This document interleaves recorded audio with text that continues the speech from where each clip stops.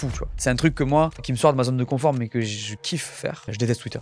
Moi, j'aime pas le fait que tu puisses dire des trucs gratuits sur quelqu'un sans afficher ta photo, sans afficher ton nom et juste balancer ça dans le. Pour moi, ça n'a aucune valeur en fait. Les créateurs de contenu, ils souffrent des commentaires négatifs parce qu'ils leur donnent le même crédit qu'à eux-mêmes parce qu'ils le lisent avec leur voix à eux dans leur tête. Le poteau qu'il a écrit, il a 14 ans, il est en 4ème, il en a rien à faire, tu vois.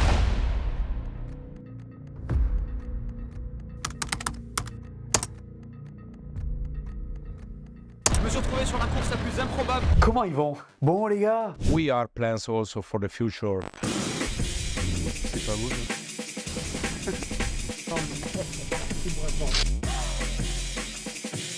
Là, c'est un rêve qui se réalise. C'est bizarre, je suis persuadé que s'il était en face de moi dans la rue, il me le dirait pas. Donc ils peuvent se faire un avis grâce à tous ces avis qui existent sur la plateforme, grâce à nous entre guillemets, tu vois. Ouais, c'est que la première fois qu'on s'est parlé, nous on avait fait 0 € de chiffre d'affaires. Ouais, Enfin, ouais, je sais pas voilà. si tu te souviens. Oui, je me On souviens. était au tout début. Ouais. Et là, cette année, on va clôturer 1,5 million. Enfin, Tu vas avoir tout gris sur toutes les flèches, elles vont être grises sur ton tableau de bord et tu vas être en déprime. Donc en fait, il faut juste. Bah, salut Lucas, merci de venir hors champ. Comment ça va? Bah nickel. Et toi, comment ils vont?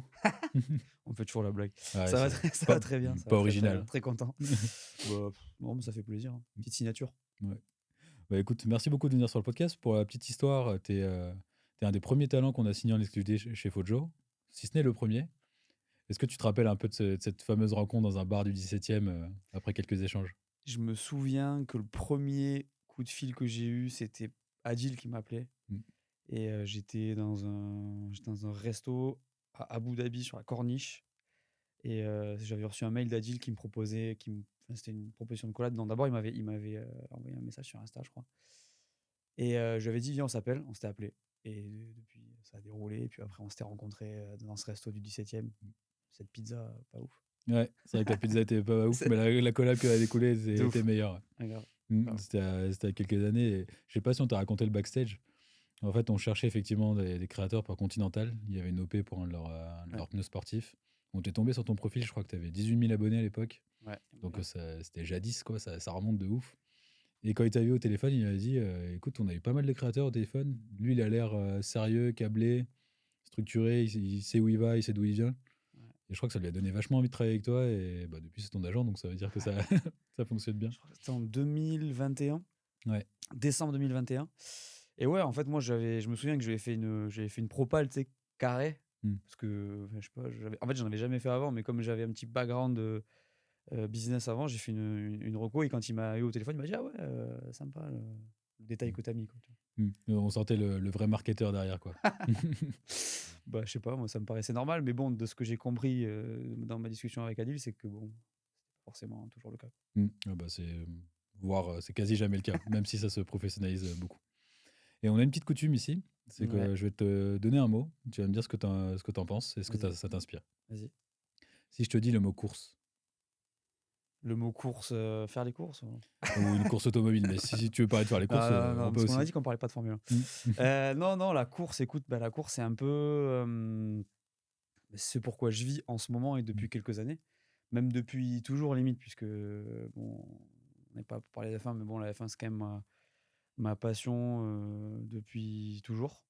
Et c'est assez fou parce que maintenant c'est mon taf.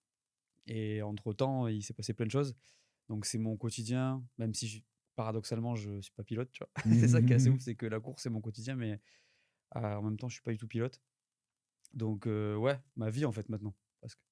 Même si on n'est pas là pour parler de Formule 1, est-ce que tu peux rappeler très rapidement ta relation avec ce sport? Parce que déjà, il y a plein de gens qui considèrent que c'est pas un sport, même si en termes de conditions physiques, je pense qu'ils n'ont jamais piloté de voiture à ce niveau-là pour dire ça. Je me permets de t'interrompre quelques secondes pour te dire qu'avec toute l'équipe Fojo, on se plie vraiment à 4 pour aller chercher les meilleurs créateurs de contenu et célébrités pour les faire venir hors champ.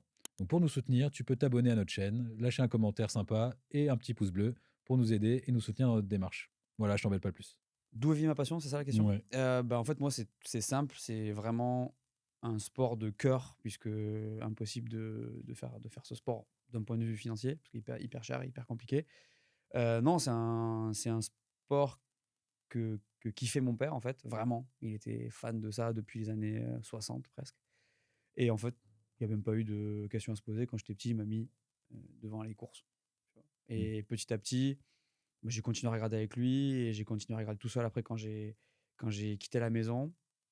Et j'ai toujours eu une opinion, tu vois, sur la Formule 1. J'ai toujours eu, tu sais, des fois tu regardes un sport, il y en a beaucoup qui ont une opinion, mais pas forcément. Mmh. Et j'avais toujours un avis, une opinion. Et quand est venu le moment voilà, de, de commencer à faire du contenu, je sais pas si tu voudrais que je raconte l'histoire, mais Bien sûr. bah, c'est parti là-dessus parce que c'était c'était un sport sur lequel j'avais une opinion, tu vois, depuis toujours en fait. Du coup, j'avais tout ce background de connaissances plus ces opinions-là qui étaient aussi basées sur ma curiosité d'aller chercher des infos sur l'histoire de ce sport, puisque je suis né en 93 et avant moi, il y a plein de choses qui se sont passées. Mais donc, j'avais été chercher des choses dans l'histoire. Donc, j'avais une espèce de connaissance sur ce sport qui m'ont permis de construire des avis, tu vois. Mmh. Et d'où ça t'est venu cette idée d'abord de lancer F Intelligent, si je me trompe pas, sur Ouais. Instagram, ensuite ta chaîne YouTube, avec une première vidéo que tu m'avais dit, elle est toute misquine, mais elle est encore là. Que comment on se réveille un matin et on se dit, allez, c'est bon, je me lance. Alors Insta, c'est entre guillemets facile. Ouais, On voit pas forcément ta tête, tu fais des montages, voilà, ça se fait assez rapidos. Mais le ouais. fait d'allumer une caméra, de se taper le montage et de cliquer sur publier, c'est quand même pas anodin. En fait, c'est un process assez long. C'est-à-dire que déjà, à la base, je voulais bosser en F1. J'ai fait un stage à la FIA en 2018. Ça a débouché sur absolument rien parce que voilà, c'est difficile de bosser en sport auto. Je bossais chez Eurosport en 2020-2021, donc pendant le Covid. Et j'avais toujours ça en tête. Toujours ça en tête, mais je me disais, ouais, comment je vais faire et tout. Et en fait, pendant le Covid, comme beaucoup de gens, presque comme tout le monde, j'ai envie de te dire, je m'ennuyais. En fait. Tu sais, j'étais en télétravail. Il n'y avait pas forcément grand-chose à faire. On était en confinement, tu vois, aussi. Mmh. Et j'étais dans l'industrie du sport, qui était assez down, tu vois, au vu du... Enfin, c'est normal, à Du cause contexte, de ouais. la conjoncture du contexte. Et en fait, un jour, je sais pas, j'étais vraiment dans une position où j'avais besoin de faire quelque chose, tu vois. J'avais besoin de me mettre à utiliser mon cerveau pour être un petit peu créatif. Et, et là, je refais un flashback. Pendant mon stage à la FIA, je faisais un truc qui s'appelle la revue de presse du président. C'est que matin et après-midi, une semaine sur deux, parce qu'on était 2 stagiaires, il y avait un stagiaire qui faisait une revue de presse. Donc une revue de presse de toute l'actu F1 sport automobile en rapport avec le président et en rapport avec l'actu de manière générale. Donc on devait trier, filtrer ce qui allait être important à ses yeux. Tu vois. Mmh. Et donc c'était le cas pour la presse italienne, française, allemande, anglaise, etc. Et on devait traduire, etc. Donc tu vois, tu avais ce truc-là. Donc j'ai commencé à faire une revue de presse. Quand j'ai arrêté mon stage à la FIA, j'ai continué à le faire. Pour moi-même. Pas réflexe. Pour moi-même. Mais je faisais pas le document, Mmh. mais tu vois, je regardais l'actu, etc. Truc que je faisais avant, mais de manière beaucoup moins poussée. Et en fait, je suis tombé là-dedans. Et un jour, quand j'ai eu besoin d'être créatif, là, entre guillemets, hein, ça s'est entremêlé et je me suis dit, ah, je vais faire du contenu par rapport à la synthèse que je fais dans ma tête Mmh. de cette revue de presse que je fais sur la Formule 1, qui est le sport, qui est ma passion depuis toujours. Tu vois. Donc en fait, tu as juste matérialisé en vidéo ce qui était déjà de facto dans ta tête. Alors à la base, c'était le compte Insta. Ok. Comme tu l'as dit, F1 Intelligence, c'est un contenu, c'était un contenu en anglais uniquement visuel. On ne me voyait pas. Tu sais, je faisais des top flops, un peu ce que je fais aujourd'hui dans mon débrief. Je faisais des under pressure, donc qui a été sous pression avant le Grand Prix, etc. J'ai commencé en août 2020 et en novembre 2020, j'ai lancé la chaîne YouTube parce que en novembre 2020, on avait passé un autre step dans le confinement Mmh. et ça faisait longtemps que je m'étais dit, bon, vas-y, je vais le tenter. Et j'avais envie de sortir de ma zone de confort. Vraiment, j'ai été vraiment tu sais, on n'était pas désœuvrés, mais il n'y avait pas grand-chose à faire. On ne Ouais, pouvait pas ouais, d'accord. sortir. Moi, tu sais, à force, je regardais des séries, même je bossais, mais tu sais, il n'y avait pas grand-chose à faire non plus. Tu bossais pour qui à ce moment-là? Eurosport, Ok. Mmh. à la régie pub. Donc c'était quoi mon poste? Brand Partnership Manager. Donc en gros, je coordonnais des projets de vente en digital et en télé sur des produits XY, de Discovery, d'Eurosport, etc. Donc rien à voir, hein. Rien à voir avec ce que je fais maintenant, mais tu vois, donc ouais, j'ai commencé comme ça en fait. C'est là que je me suis lancé dans la vidéo. Comme un jour, j'étais à Toulouse, je me souviens, j'étais en confinement chez ma mère, j'étais à Toulouse. Je suis allé sur Amazon, j'ai commandé un trépied, un micro, et puis voilà, let's go. Et ça t'est venu comme ça, enfin, c'était quoi le process d'ailleurs? Tu t'es dit, ok, bah, je sais parler de l'actu, je sais la débriefer. Comment t'as trouvé ton ton, ton style, ta vitesse? Parler, je me suis jamais dit je sais parler, tu vois. Mmh. Genre au début, je savais pas parler. Genre, c'est pour ça que je te disais tout à l'heure, la vidéo Miskin, parce que si tu vas voir, elle est toujours disponible. Euh, Tu vas voir cette vidéo, tu vas comprendre que ça s'est construit au fur et à mesure. Mais du coup, non, je me suis dit, je vais faire une vidéo et à chaque vidéo, je vais essayer de progresser, améliorer un truc, tu vois. Changer un truc dans mon décor, changer un truc dans mon ton, changer un truc dans mon son. Et petit à petit, j'ai aussi demandé à mes potes, tu vois, aux gens autour de moi de faire des retours, quitte à être critique. Au contraire, hein, c'est ça qu'il faut. Et donc, en fait, après chaque vidéo, j'ai essayé de faire mieux. Donc, tu as un process amélioratif, c'est-à-dire qu'entre une vidéo A et une vidéo B, tu essaies de progresser sur tel ou tel type, enfin, tel ou tel aspect de la vidéo? Ouais, bah, j'essaie encore de le faire. À l'époque, tu sais, au tout début, quand tu as beaucoup de marge de progression, même si j'estime toujours avoir beaucoup de marge de progression, mais tu vois, il y a une espèce d'élasticité de la Oui, marge, bien sûr, ouais. la marge de progression. Je pense, tu vois, au début, j'étais vraiment pas établi, accompli, entre guillemets, j'avais pas trouvé mon ton. Mais j'essayais de me positionner dans une, tu sais, dans une posture de me dire, OK, là, tu as tenté quelque chose, tu es en train de tenter quelque chose, on ne sait pas si ça va marcher, mais si tu veux progresser, tu peux, il faut juste comprendre qu'est-ce qu'il y a à faire. Et c'est comme ça que je me suis positionné au tout début. C'était dur parce qu'au début, tu te dis, bon, j'ai l'air de rien. Et puis toi, tu vois pas forcément, tu as besoin des autres. Et puis surtout, les autres se disent, ah putain, le pauvre, c'est dur, tu vois. Mais c'est un déclic, genre un jour tu te dis, ah ouais, là ça y est, j'ai mon ton, j'ai ma narration, j'ai tout, ou c'est vraiment petit à Non, petit? step by step. Ok. En vrai, step by step, et même, je pense, au fur et à mesure des années, même aujourd'hui, à tout moment, dans 2 ans, je vais te dire, en 2024, il y avait une grosse marge de progression, probablement, hein, d'ailleurs, je me le souhaite. Mais déjà, à la base, c'est aussi comme ça que je me suis rendu service à moi-même, tu vois. C'est déjà de me mettre dans cette posture de dire, OK, faites-moi tous les retours que vous voulez, je me vexerai pas, au contraire. Et je vais essayer de changer quelque chose à chaque fois pour essayer d'arriver à quelque chose, un produit, entre guillemets, fini, qui soit digeste pour les gens qui regardent la vidéo. Et en fait, au fur et à mesure, j'ai compris qu'est-ce qu'il fallait que je fasse pour que ce soit mieux, ou en tout cas de mieux en mieux. Et que pour, notamment, et c'est un truc sur lequel je me suis vraiment concentré, pour que les gens restent le plus longtemps devant la vidéo. Et quand tu dis que tu prenais les retours de qui? De toute la communauté ou de quelques personnes Non, clés à qui tu faisais confiance? mes potes, surtout. J'ai notamment un pote qui m'envoyait des Word avec la nanani, la nanana, tu vois. Plusieurs même qu'il y en avait, mais il y en avait plusieurs, mais il y en avait surtout un qui m'envoyait pas mal de retours, qui m'a beaucoup aidé au début, qui m'a d'ailleurs envoyé une bouteille de champagne le jour où j'ai tapé 20 000 vues, pour te dire. Ah bah, c'est un beau milestone déjà, faut les avoir. Ouais, hein. ouais, de ouf, mais c'est pour ça. Et non, le process, c'est ça, c'est vraiment accepter tout ce qu'on te dit, se mettre dans la posture de progresser le plus possible, et vraiment du step by step sans être impatient, parce que sinon, ça arrive jamais, en fait. Et là, si on parle concrètement entre tes vidéos du mois dernier et les vidéos du mois prochain, qu'est-ce que tu as amélioré? Là, maintenant, c'est un peu différent. C'est-à-dire que pour essayer de m'améliorer, en fait, il y a tellement de vidéos que je fais. Il y a tellement de vidéos. Je fais de vidéos longues par semaine sur une chaîne, une vidéo par mois sur une autre chaîne en ce moment.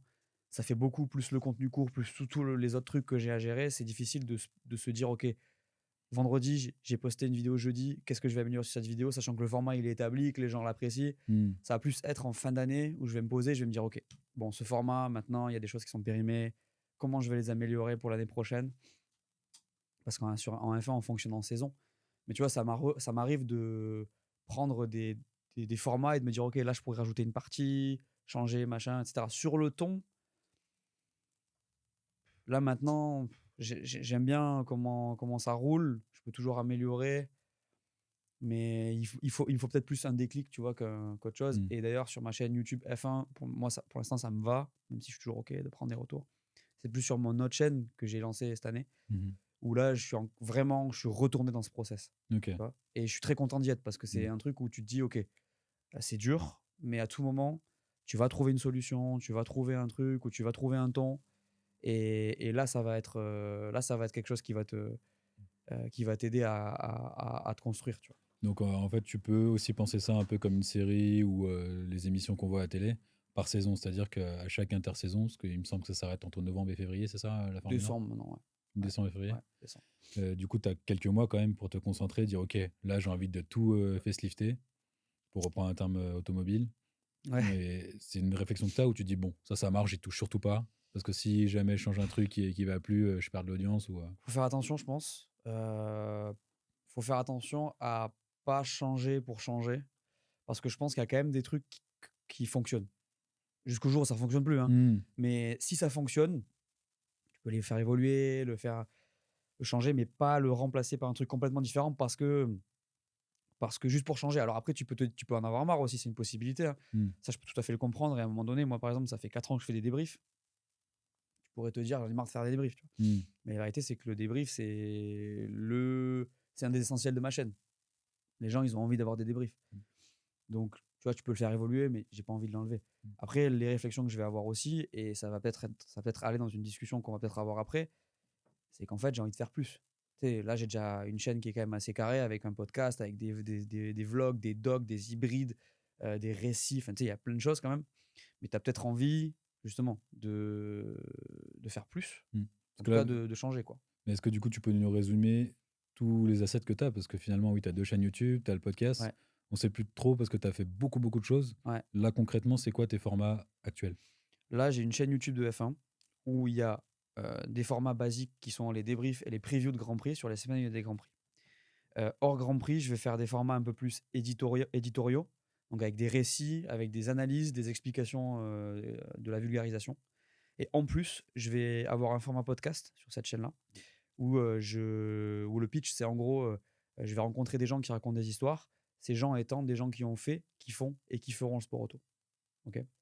Ensuite, je fais du vlog, du doc, des hybrides entre les deux. C'est un format que j'essaie de développer. Là, tu vois, j'ai sorti la vidéo sur mon passage en Indonésie où je suis parti dans la fiction au tout début. Donc, c'est des choses que j'ai envie de développer aussi. Donc, il y a ça sur cette chaîne-là.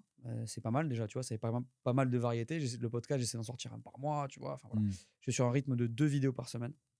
Donc, c'est énorme en termes de publication pour du format long. Et ça demande un travail constant et une organisation hyper rigoureuse de mon côté et de celui de mes équipes, tu vois. Et ensuite, j'ai une autre chaîne YouTube qui s'appelle Lucas Raconte, où je raconte des histoires qui sont basées sur un élément sportif, on va dire, mais qui ne sont pas sur de l'actu chaude, qui sont vraiment soit du récit, soit du scandale, soit du machin, mais c'est vraiment quelque chose que moi je vais raconter et des vidéos qui vont être intemporelles. C'est en construction, on est sur une chaîne qui a 13 000 abonnés, qui fait pas autant de vues que l'autre, même si elle a quand même des vidéos qui sont à 40 et quelques mille. C'est en construction et c'est une chaîne sur laquelle j'ai beaucoup d'espoir et que j'ai beaucoup envie de développer parce que j'adore faire ça en fait. Mais voilà, c'est en construction. Donc, il y a ces 2 assets YouTube et puis après j'ai tous mes réseaux courts. TikTok, Insta, Dailymotion même, tu vois, je poste aussi sur Dailymotion. Et les shorts. Donc voilà, donc ça fait beaucoup de trucs quand même. Et comment tu fais pour développer? Donc passer d'une chaîne YouTube où j'imagine au début tu galères à faire une vidéo, tu prends énormément de temps à diversifier avec de l'Insta, du Dailymotion, t'en parlais, plus tes chroniques un peu à droite à gauche. Comment tu fais pour rester entre guillemets pas tout seul parce que tu as une équipe, tu l'as mentionné. Comment tu fais grossir tout simplement? Pour plus de formats, plus de rythme, plus de professionnalisme? Moi, j'aime bien. Alors, c'est à mes risques et périls, mais j'aime bien lancer les trucs quand j'ai envie de les lancer. Parce qu'au moins, c'est fait et puis tu as une responsabilité vis-à-vis de toi-même de le faire. Tu vois. Donc, j'aime pas attendre. C'est pour ça que je l'ai fait. Ma chaîne, ma 2e chaîne cette année, je l'ai lancée. Tu vois. J'ai dit, OK, je la lance, je le tente. Je me suis cramé un peu avec. J'apprends. Mais au moins, je l'ai fait et je sais qu'elle est dispo. Il y a des gens les gens sont au courant que je le fais et quand je serai up to speed, entre guillemets, ça va rouler. Mais pour améliorer, en fait, il y a déjà une grosse base à construire, tu vois, sur ton contenu, connaître ton contenu, avoir des essentiels, tu vois, qui fonctionnent, avoir des gens qui bossent avec toi, qui sont fiables, etc., etc. Donc, créer un vrai socle et puis après, lancer autre chose. Lancer un autre format, lancer un autre truc. Après, moi, j'ai souvent lancé mes trucs dans le rush parce que je me dis que sinon, on le fait jamais. Je sais pas si c'est la bonne stratégie, en tout cas, c'est la mienne. Mais ouais, pour lancer de nouveaux formats, c'est pas mal ça. Après, c'est vrai que, par exemple, sur les formats comme les vlogs ou les docs, tu vois, par exemple, l'intro que je fais sur la MotoGP, il y a 2 jours de tournage, on est plusieurs, il y a d'autres personnes, il y a un studio. Il faut tout organiser. Bon, c'est une logistique différente. Donc, c'est sûr que ça prend beaucoup de temps. Et c'est qui Ouais, l'équipe qui t'entoure du coup? Enfin, qui fait quoi sur chacune de tes chaînes? C'est quoi l'organigramme un peu chez Lucas par les fins Corporation? En fait, je trouve qu'on arrive vraiment à faire des trucs propres en étant peu pour le moment. J'ai beaucoup de monteurs. Enfin, beaucoup. Il y en a 4, 5, 6, tu vois, en tout. Quand tu dis beaucoup de monteurs, c'est beaucoup de monteurs différents par format, ils ont chacun leur spécialité? En gros, j'ai Alizé qui monte toutes mes vidéos longues. Mm. Elle est vraiment sur toutes les vidéos longues de la chaîne Lucas par les fins et de la chaîne Lucas raconte. Sachant que les débriefs, je monte encore parce que c'est difficile. C'est difficile à sortir en une journée, donc on le fait à 2. Sinon, elle monte toutes les vidéos longues et même de la chaîne Lucas raconte. Okay. Donc ça, on va sûrement faire évoluer ça l'année prochaine parce que ça fait beaucoup, beaucoup de travail pour elle. Ensuite, j'ai Pierre qui s'occupe de monter tous les extraits des podcasts. À savoir que j'ai quelqu'un qui s'occupe de mon cadrage et de monter les podcasts, qui est Antoine. Donc c'est une autre personne, cadrage des podcasts et de tous les autres formats qui sont un peu à l'extérieur. Et ensuite, j'ai d'autres personnes qui sont sur le montage aussi, que j'utilise un peu plus à droite à gauche, on va dire, de manière un peu moins régulière. Après, j'ai Quentin avec qui je travaille sur le graphisme, qui fait toutes mes miniatures, tous mes assets graphiques. Quentin qui est incroyable, honnêtement. Il m'a aidé à vraiment faire péter la chaîne en termes de créa. Vraiment, c'est vraiment un gros socle, Quentin, pour moi. On s'appelle tout le temps, 3 fois ou 4 fois par semaine, ou vraiment, même, il me donne son avis sur des trucs. C'est plus que juste un graphiste. Tu vois, c'est un partenaire sur ce projet. Il bosse les dimanches, et tu vois, même quand il est en vacances, parfois, il m'aide et tout. Donc, vraiment, c'est un vrai socle pour moi, Quentin. Et puis après, à chaque fois, j'ai du mal, tu sais, à me rappeler. T'inquiète, prends ton temps pour oublier personne. Ah oui, et si, il y a Jules qui m'a rejoint il n'y a pas longtemps. Jules, il se qualifie comme assistant digital, et ça, c'est intéressant, je trouve. C'est qu'en fait, Jules, il m'aide pour tout. C'est-à-dire que Jules, il va m'aider à coordonner la relation avec les monteurs. Il va m'aider à prendre des décisions. Il va m'aider sur des tâches que j'ai besoin de déléguer ou que je n'aurais pas délégué, mais que lui, il peut faire. Il va m'aider sur la stratégie. Il va m'aider sur potentiellement LinkedIn, tu vois, demain. Il va m'aider sur tout, en fait. Et il se positionne vraiment comme un assistant, même s'il n'aime pas trop. Ouais, c'est un assistant dans le sens où c'est un support, tu vois. C'est un support pour absolument tout. Il fait pas de montage, il fait pas de graphisme, mais pour le coup, il va pouvoir m'aider à coordonner des tâches. Et ça, c'est hyper important parce que il y a plein de trucs que tu fais pas parce que tu tombes dans du script, etc. Ah oui, si, et il y a Lilian maintenant qui m'aide à écrire les scripts de l'autre chaîne. Ok. Pour le coup. Ouais, donc tu as un auteur pour ta chaîne secondaire, on va dire. Voilà, c'est ça. Parce que pareil, tu sais, en fait, je me retrouve, si jamais j'arrive pas à sous-traiter ça, je passe mon temps à écrire, en fait. Tu vois, je passe mon temps à écrire et c'est un... Enfin, j'ai une valeur ajoutée supérieure ailleurs, hors sujet opinion. Tu vois. Donc, par exemple, mon débrief, je vais toujours l'écrire parce qu'il n'y a personne qui peut l'écrire à ma place. La preview, c'est à peu près pareil. Les formats récits, bon, il y a moyen de le sous-traiter. Après, attention, quand je parle de coécriture, c'est important parce que c'est pas lui qui va écrire mon script, je vais le découvrir quand je vais me mettre devant la caméra. Je vais passer plusieurs heures dessus pour me l'approprier et le réécrire. Oui, tu fais des retours, des repas sur une V1. Forcément. Donc voilà. Mais donc oui, on est petite dizaine, je pense. Ça peut paraître peut-être effrayant pour les gens qui veulent se lancer sur YouTube. Ouais. Est-ce que ça coûte cher de se lancer? Est-ce que tu as forcément besoin d'une grosse équipe? Qu'est-ce que tu donnerais comme conseil à un jeune là qui veut se lancer demain, qui, je sais pas, il est passionné par le basket, il veut faire du contenu sur le basket, qu'est-ce qu'il doit faire? Par où est-ce qu'il doit commencer? Combien ça coûte? D'acheter un trépied, mettre son téléphone sur un trépied ou acheter une cam, mais bon, j'irai pas sur une cam tout de suite. Acheter un micro, se mettre devant sa cam, parler. C'est tout. Écrire un peu et y aller. Et derrière, non, c'est tout, mais et derrière, comme je t'ai dit, chaque vidéo améliorer quelque chose. Un truc par vidéo, 2 trucs par vidéo. Essayer de toujours faire son autocritique et se dire, OK, qu'est-ce que je peux faire de mieux? Et changer ça sur le contenu d'après. Et puis après, il verra. Ou elle verra. Oui, c'est l'expérience en fait qui fait l'amélioration. Bah oui, parce qu'au final, être trop impatient, ça sert à rien. Parce que tu peux péter, mais de toute façon, YouTube, c'est des cycles. Enfin, les réseaux, c'est des cycles. C'est pas à un moment donné, tu vas exploser, tu vas être trop content. Le jour d'après, tu vas avoir, tu vas avoir tout gris sur toutes les flèches, elles vont être grises sur ton tableau de bord et tu vas être en déprime. Donc en fait, il faut juste se dire, ok, prends du recul, tu penses pas aux stats, fais de ton mieux. Et puis si jamais vraiment c'est pas bon ce que tu fais ou tu n'es vraiment pas content, réfléchis à comment tu peux changer. Mais sinon, c'est juste step by step, vraiment. Et l'équipe, elle viendra, tout ça, ça viendra. Tu es obligé de t'entourer. Enfin, c'est comme dans tout business, en fait. Hein. Si tu délègues pas, que tu t'entoures pas, à un moment donné, ça grossira pas, je pense. Ou alors, ça grossira, mais pas comme tu le veux. Et ça sera forcément plus compliqué. Après, moi, je respecte la posture de se dire, OK, moi, je suis un créateur, je fais mes propres montages, je reste tout seul, je fais mes miniatures, sans problème. Et je pense que d'ailleurs, il y a moyen qu'il y ait plus de marge. Mais en vrai, pour vraiment que ça soit pérenne et que ça soit... et que ça grossisse, si c'est la posture que la personne choisit, il faut faire ça. Mais ça viendra plus tard, ça viendra pas tout de suite. Mais du coup, c'est quoi ta relation avec les vues, les pouces bleus, les commentaires? Est-ce que c'est des KPI que tu suis? Est-ce que ça influe sur ton humeur, ta motivation, ta grinta, quoi? Est-ce que quand ça marche pas, tu dis, soit j'ai loupé un truc, ou vas-y, j'ai plus envie, ou au contraire, quand ça cartonne, tu kiffes? Moi, j'essaye de me détacher le plus possible des stats. Le problème, c'est que c'est pas très réaliste de dire que je suis détaché des stats. Parce que c'est l'indicateur de ta réussite, techniquement. En fait, pour nous qui sommes des créateurs de contenu, quel est l'indicateur de la réussite de ce que tu fais? C'est combien tu as d'abonnés, combien de vues tu fais, quel est ton engagement, quelle est ta rétention. C'est logique, c'est de la data. Si tu as une rétention pourrie et qu'il y a 8 vues pendant 10 ans, c'est que forcément tu fais quelque chose qui va pas. Je pense. Hein, tu vois. Oui, forcément. Donc, moi, j'ai une relation où j'essaye de m'en détacher le plus possible. J'essaie de ne pas regarder ou de me dire, OK, c'est des cycles, etc., etc. Mais sinon, bien sûr, ça influe sur mon humeur. Je vais pas te mentir. Je sais qu'il y a des créateurs qui regardent tout le temps. Tout le temps.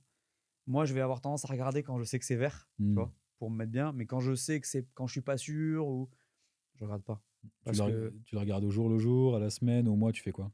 Déjà, quand je poste une vidéo, j'essaie de pas regarder tout de suite. J'essaie de regarder plus tard, 2-3 jours après, parce que je sais pas, j'ai pas envie, tu vois. Je préfère faire ma vie et me dire, plus tard, quand j'ai presque oublié, celle-là, elle a pas marché. Et puis voilà. Et souvent, tu sais, nous, on est plusieurs sur la F1 et il y a une tendance. T'as vraiment raté ta vidéo si tes vues sont plus basses par rapport à toi-même et quand la moyenne des autres est haute. Tu vois. Par exemple, imagine, tu fais un score pourri, mais la tendance, c'est que tout le monde fait un score pourri. Ça veut dire que YouTube ne pousse pas la Formule 1 ou que l'intérêt pour la Formule 1 a diminué. Tu vois. Ouais. Par exemple, en juin dernier, il y avait les élections législatives. Tout était éclipsé par les élections législatives en France. Okay. Normal. On faisait des vues de merde. On faisait vraiment tous des vues pourries. Donc quand tu vas voir ton débrief, je dis n'importe quoi, mais ton débrief, il fait 60 alors que d'habitude, il fait 90. Si tu vas voir les autres et que tu dis, lui, il est à 40 alors que d'habitude, il faisait 70. Lui, il est à 100 alors que d'habitude, il faisait 200. Bon, tu dis, OK, c'est juste que la F1 n'est pas poussée sur la plateforme. Donc c'est OK. Si eux, ils sont dans leurs normes et que toi, tu es plus bas, ça veut dire que c'est toi qui as fait quelque chose qui n'allait pas, que tu as choisi le mauvais sujet pour accrocher les gens. Ça arrive, tu vois. Du coup, c'est quand même assez révélateur ce que tu dis, parce que non seulement tu regardes tes stats, donc tu as entre guillemets l'impression de tes stats, mais tu regardes aussi les stats individuellement par concurrent. Non, enfin, par concurrent ou confrère, je sais pas comment tu les appelles. Plus des collègues que des concurrents, mais c'est pas par rapport à eux, c'est par rapport à moi. C'est pour comprendre, tu vois. Nous, enfin, l'idée des autres, en fait, moi, je regarde pas les autres. Je regarde pas les vidéos des autres, je regarde pas les sujets des autres, je regarde pas les chaînes des autres. Parfois, tu vois, bien sûr. Mais là, c'est vraiment par rapport à moi-même. C'est pour comprendre, est-ce que c'est normal si je fais plus ou moins, est-ce que c'est normal? Est-ce que c'est moi ou est-ce que c'est normal, tu vois. C'est plus ça. C'est plus une histoire de tendance par rapport au sujet que je traite sur la plateforme. Okay. Là, c'est intéressant. Tu fais pas de benchmark du coup, parce que là, ce que j'arrive à relier, c'est que tu as commencé la création de contenu sur YouTube par ennui, en fait, parce que c'était le Covid et qu'il fallait s'occuper, se stimuler. Ouais. Et là, tu t'inspires de personnes, tu te dis pas, lui, il fait ce format, ça a l'air pas mal, je vais essayer pas de le copier, mais de le faire à ma sauce ou d'intégrer telle rubrique et tout. Ça vient vraiment, tout vient de toi. Tu leads le truc sur ta chaîne. 100%. Pour le coup, depuis le début, ça peut m'arriver de m'inspirer, mais je vais pas m'inspirer. Déjà, je vais pas m'inspirer des francophones. Parce que voilà. et je vais pas m'inspirer de la Formule 1. Je vais aller chercher potentiellement des inspi sur d'autres sujets. Parce que je vois pas l'intérêt d'aller chercher sur les mecs qui font la même chose que moi déjà, sur le marché. Je pense qu'il faut se détacher, arriver à faire ses propres formats. Donc voilà. Mais non, je regarde pas les autres, vraiment. Je regarde pas les autres vidéos. Il y a des sujets qui se coupent, mais je regarde pas les autres vidéos parce que je veux pas me biaiser, surtout. C'est ça, pour moi, c'est très important de pas se biaiser. Et voilà, des fois, je tombe dessus. Mais je vais pas aller voir les autres. Et c'est quoi tes relations avec les autres créateurs? Parce que je me souviens que tu avais fait une vidéo avec Anna Honner, tu en as fait une très récemment avec Hydro. Ouais. C'est quoi vos relations? Vous vous entendez bien? Vous vous donnez des tips? Vous vous rencontrez sur les événements? Comment ça se passe un peu en backstage? Hyper bien, honnêtement. Il y a pas de... Enfin, pour moi, c'est plus des collègues. C'est pour ça que ça fait plaisir. C'est que, tu vois, sur la F1, tu as vraiment une offre qui est complète. Et tous, on est hyper... je dirais pas forcément proches, mais en tout cas, on s'entend super bien. Tu sais, les pistonnés, par exemple, moi, je les vois toutes les semaines. Je les vois limite plus que mes potes, tu vois, parce qu'on est en émission chez Winamax tous les week-ends. Très bonne relation, vraiment très bonne relation. C'est des super bons mecs. Hydro, super bonne relation aussi. On se croise tout le temps sur les événements. Il m'a invité plein de fois sur ses tournages. Moi, je l'ai invité sur mon podcast. Anna, pareil, je l'ai invité sur le podcast. Franchement, une très bonne équipe, ça fait plaisir. Et à chaque fois qu'on se voit, on rigole. Donc, il n'y a pas de concurrence. Moi, j'aime pas trop le voir comme ça parce que, tu sais, les vidéos, elles se recommandent les unes sur les autres. Alors, forcément, il y a une question de part de marché, mais entre guillemets, mais on n'est pas sur Twitch. C'est-à-dire que tu n'as pas de choix à faire sur YouTube. Tu peux aller voir la vidéo de l'un et après aller voir la vidéo de l'autre. Alors, après, c'est la hiérarchie. Laquelle tu vas voir en premier, laquelle tu vas voir en deuxième, laquelle tu vas voir en dernier. Ça, c'est une vraie question, mais il n'y a pas vraiment de concurrence. En gros, chacun fait grossir la niche Formule 1, et ça attire de plus en plus de monde et les gens naviguent dedans, quoi. Bien sûr. Et puis les gens, l'avantage aussi, et ce qui est super cool pour les gens, c'est que les formes sont différentes, les fonds sont différents, c'est-à-dire que les opinions ne sont pas toujours les mêmes. Donc ils peuvent se faire un avis grâce à tous ces avis qui existent sur la plateforme, grâce à nous, entre guillemets, tu vois, à notre travail. Donc non, moi je trouve que c'est assez positif. Ça serait nul s'il n'y avait pas de concurrence, entre guillemets. Tu vois. C'est une émulation, une émulation hyper saine. Et même, j'ai envie de te dire, chacun a ses formats de son côté, fait ses trucs, on s'invite mutuellement. Donc pour moi, c'est top. Et du coup, parmi tes collègues, à ton avis, qui est spécialiste de quoi? Enfin, là, si tu devais recommander j'allais dire un néophyte, mais même pas, à quelqu'un qui est intéressé par la Formule 1, tu irais voir qui et pourquoi? Despiello pour la technique, parce que c'est lui qui va le plus dans le détail. Hydro pour les histoires, pour des belles interviews, parce qu'il fait des super belles interviews, et pour le gaming.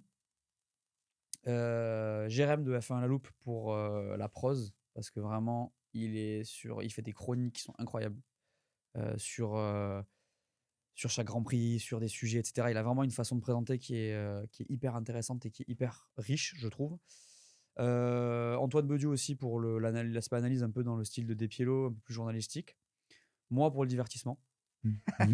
Et pour bien sûr les histoires. Et pour la bonne ambiance. Et pour la bonne ambiance, le divertissement. Non, parce que tu vois, moi je me positionne un peu et au contraire, j'ai pas honte de le dire. Au contraire, je suis content de le présenter comme ça. C'est que pour moi, c'est un peu la machine à café, tu vois. J'ai envie que les gens, après avoir vu ma vidéo, ils puissent aller au bureau le lendemain, faire leur pause café et discuter de ce qui s'est passé ce week-end en Formule 1 après avoir vu ma vidéo. Tu vois. Je vais pas aller trop dans le détail technique parce que j'ai pas le temps au vu de mon montage. Et en plus, j'en ai pas forcément envie. Tu vois. Je le fais sur du talk show chez Winamax tout le week-end. Quand je rentre dans mon débrief, j'ai envie de m'amuser. Tu vois. Et j'ai envie de proposer l'essentiel de ce qui s'est passé avec mes blagues, avec mes trucs. Donc moi, c'est plus pour le divertissement. Comment tu le matérialises, l'aspect divertissement? Avec un montage dynamique, avec moi, qui joue mon rôle, tu vois, entre guillemets, parce que je suis pas forcément le même dans mes vidéos que je suis dans la vraie vie. Sinon, ça serait un peu chiant pour le monde qui m'entoure. Le mec s'arrête jamais, pas trop vite. Et ouais, le montage dynamique, parce que voilà, t'as pas envie de partir, je pense, tu vois. L'idée, moi, j'aime bien voir mes chapitres comme des petits formats, enfin, comme plein de formats courts qui s'alignent, tu vois. Même si, bon, c'est un format long, hein, attention. Ouais. Mais ouais, bouger un peu dans le cadre, tu vois, avoir une diction dynamique, quelques petites blagues par-ci par-là. Moi, c'est ce que j'aime, moi, tu vois, regardez, c'est ce que j'avais envie de faire. Et voilà, du coup, c'est comme ça que je me positionne. C'est plus, on va dire que c'est plus, divertissement dynamique, etc. Ouais, tu le consommes, tu as les infos directement, les infos prioritaires qu'il te faut. Ouais. et tu sais les recracher derrière pour avoir un avis éclairé sur la Formule 1, quoi. Exactement. Voilà. Donc c'est presque de la curation, quoi. Non, parce que il y a quand même je mets mon avis, tu vois? C'est-à-dire Ok. que non, c'est en fait, parce que pour le coup, je donne mon opinion, je vais aller décrypter, tu vois? S'il se passe une dinguerie, avec Verstappen, par exemple, qui va faire un truc, qui va prendre des pénalités. Tu sais, j'ai mon opinion que je mets et souvent d'ailleurs, je suis assez clivant, dans la façon de le dire et sur les opinions. Je vais donner mon opinion, donc il va y avoir des gens qui vont pas être d'accord avec moi, ce qui est parfait puisque le débat, c'est ce qu'il faut, tu vois, sur YouTube. Donc non, ça sera pas vraiment de la curation. Ça sera mes previews sont plus de la curation pour le coup parce qu'il y a pas forcément d'avis à avoir puisque c'est la présentation des actus du moment avant le Grand Prix et la présentation du tour et tout, etc. Tout ce qu'il faut savoir avant la course. Mais ouais, non, le débrief pour le coup est souvent assez épicé. Tu vois? Et par rapport aux avis divergents et tout, c'est quoi ton rapport avec ta communauté? Est-ce que tu réponds souvent aux DM, par exemple, sur Instagram? Est-ce que tu entretiens des relations amicales avec certains d'entre eux? Vous parlez, vous voyez? Enfin, Il c'est y quoi en un a peu le... qui sont des habitués, que je reconnais dans les commentaires et tout. Moi, j'aime beaucoup l'aspect positif de tout ça. Je suis vraiment enfin, je kiffe pas du tout par contre l'aspect toxique de tout ça, tu vois? Twitter, c'est un truc pour moi, c'est pas du tout ma came, vraiment. Genre T'es pas dessus en plus, non? non, je rate jamais, je n'y vais jamais. Je déteste Twitter. Vraiment pour moi, je comprends que ça puisse être un jeu pour certains, il y en a qui aiment ça et tout. Moi, je trouve que c'est vraiment pas, enfin, c'est pas du tout ce que j'ai envie de consommer comme contenu, si on peut appeler ça du contenu. Je trouve que c'est beaucoup de facilité, tu vois? C'est beaucoup de négatif, beaucoup de toxicité, tu vois? Beaucoup de sauce, beaucoup de bad buzz, beaucoup de trucs et tout. Alors des trucs qui sont tout à fait legit, mais beaucoup de trucs qui sont gratuits et ça, j'aime pas du Mm. tout. Tu penses que c'est parce Heu, que bah, tu es anonyme sur Twitter, il faut être rapide, donc il y a moins de je pense que formes? les gens en sont pas très responsabilisés sur Twitter et ça, j'aime pas. Comment Genre, tu l'expliques par rapport à YouTube où finalement tu es quand même assez anonyme aussi quand tu lâches un commentaire? pour YouTube, pour lâcher un commentaire, il faut quand même un compte Gmail, Ouais, tu vois? oui, c'est vrai. Donc tu es quand même moins anonyme que sur Twitter. Moi, j'aime pas le fait que tu puisses, dire des trucs gratuits sur quelqu'un, sans afficher ta photo, sans afficher ton nom et juste balancer ça dans le pour moi, ça n'a aucune valeur, en fait, Mm. vraiment et je sais que ça peut avoir un impact sur quelqu'un, parce que ça a été mon cas, parce que c'est difficile à gérer, hein, Mm. quand on te balance un missile, sur toi-même. T'as des missiles un peu sévères que tu as reçus qui t'ont particulièrement marqué à un moment où il fallait pas que ça arrive? Ouais, non, oui, en fait, bah, déjà, il y a eu plusieurs trucs. C'est que moi, j'étais pas au courant, tu vois, qu'on parlait de moi sur Twitter au tout début et en fait, j'ai tapé mon nom une fois. Malheur, malheur. T'as ouvert la boîte de Pandore. Ouais, j'ai ouvert la boîte de Pandore, j'ai vu ça et je me suis dit: «Waouh», mais tu sais, je me suis remis en question même. Je me suis dit: «Mais ouais, en fait, je suis éclaté, en fait», tu vois? Genre, tu te dis: «Ouais» et en fait, Qu'est-ce que tu as vu concrètement? ah, Ça disait quoi? Enfin, j'ai parce que... plus en tête, tu vois? J'ai pas les messages en tête, mais c'était Mm. extrêmement négatif. Tu sais, c'était vraiment c'était gratuit, tu vois? Et j'étais en mode: «Ouais, c'est soit des idiots, soit que je suis vraiment nul», Mm. tu vois? Et je pense que c'est des idiots. Mais je me remets en question, tu vois? Il y a pas de problème, de manière générale, comme je te l'ai dit depuis le début. Mais je pense qu'il y a beaucoup d'idiots, sur Twitter, hein, pas tout le monde, mais je pense qu'il y en a beaucoup. En tout cas, moi, ça me viendrait pas à l'esprit. En tout cas, je pense avoir plus de valeurs, plus de principes que d'aller balancer des trucs sur des gens que je connais pas, du tout, ni d'Ève ni d'Adam. Sans afficher ma photo et sans afficher mon profil. Pour moi, c'est Mm. d'une lâcheté terrible. Mm. Tu vois? Mais bon, c'est comme ça et je pense Mm. qu'il y en a beaucoup qui tombent dans la facilité et qui, tu sais, qui ont envie de balancer leur haine. Mm. D'ailleurs, ce qui est marrant, c'est que, tu sais, les gens, moi, ça m'arrive d'en avoir en commentaire aussi, hein, sur YouTube. Mais souvent, quand tu leur réponds, ils s'excusent après. Tu vois? Donc j'ai quand même envie d'avoir un peu de peine pour Mm. eux aussi, entre guillemets, parce que Est-ce que c'est pas un peu de la recherche ouais, d'attention? Ils se ouais, disent peut-être, tu vois? qu'en disant un truc gentil, tu leur répondras pas, donc peut-être qu'en clashant, ils auront un peu d'attention? En fait, ce qui est marrant, c'est que quand tu leur réponds, souvent ils ont cette démarche-là de se dire: «Ah pardon, je me suis emporté, j'ai écrit ça sous le coup de l'émotion», tu vois? Moi, je suis en mode: «Mais Mais tu peux quelle pas émotion, tu peux quoi. pas Enfin, ouais. réfléchir Mm. avant de le faire et Mm. puis si t'aimes pas ce que je fais, pourquoi tu perds ton temps et ton énergie à venir me balancer des critiques qui n'ont même pas de sens?» Parce qu'à la limite, je suis hyper open à la critique constructive, tu vois? Vraiment, il y a aucun problème. Au contraire, c'est comme je t'ai dit depuis le début, c'est hyper important pour moi. Par contre, venir dire un truc gratuit sur un truc que tu comprends même pas, qu'est-ce que tu fais, en fait? Mm. Et Mm. donc moi, je vais venir parfois. Avant, je le faisais souvent. Maintenant, je le fais plus parce que ça sert à rien. Parce que tu donnes du temps, tu donnes de l'énergie, tu perds de l'énergie. avec ce genre de personnes. J'allais répondre et souvent, cette démarche-là, ah, pardon, désolé, ouais, je me suis emporté. Hmm. Vas-y. Après, tu sais ce qu'on dit, hein, c'est une bénédiction d'avoir quelques haters parce que ça veut dire que Ah ton ouais, contenu, il bien intéresse. sûr, Parce que 99% des contenus sur Internet, ils ont que de chi, quoi. Ils ont ni positif ni bien sûr, négatif. bien sûr. Donc c'est vachement bien. Et puis j'ai entendu un truc qui était pas mal, je sais plus d'où ça sort, je sais plus si c'est une étude sérieuse ou je l'ai entendu au bistrot du coin, mais j'ai trouvé ça assez intelligent. C'est qu'ils disent que les créateurs de contenu, ils souffrent des commentaires négatifs parce qu'ils leur donnent le même crédit qu'à eux-mêmes, parce qu'ils le lisent avec leur voix à eux dans leur tête, tu vois. Ouais. Alors qu'en fait, le poteau qu'il a écrit, il a 14 ans, il est en Bien sûr, quatrième, bien il sûr, en bien a rien sûr, à bien faire, sûr, tu vois. bien sûr, bien sûr. C'est pour ça que c'est dur en fait, parce que tu prends ça pour toi. Moi, je le vois de mon prisme. Pas sur mon travail ou tu vois, c'est bizarre en fait. Tu te dis, mais qu'est-ce qu'il veut lui, tu vois. Hmm. Enfin, c'est bizarre. Je suis persuadé que s'il était en face de moi dans la rue, il me le dirait pas. Oui, C'est ça le t'as problème. jamais rencontré un seul hater sans face. Bah non. Jamais. Et je sais pas qui a rencontré un hater en face, tu vois. Hmm. Donc, pardon, je m'étouffe. Non, j'avoue que moi, ça me saoule, tu vois, j'y vais pas. En vrai, j'y vais pas. Je vais pas trop voir les commentaires. Ça me pollue plus qu'autre chose. Et je trouve que c'est un truc qui, si c'est pas constructif, laisse tomber. En vrai, ça sert à rien. C'est des gens qui essaient d'exister et qui, au final, je te dis, me font un petit peu de peine quand même parce que c'est dommage. Par contre, et justement, je trouve qu'on n'en parle pas assez, les gens qui te donnent de la force, c'est incroyable.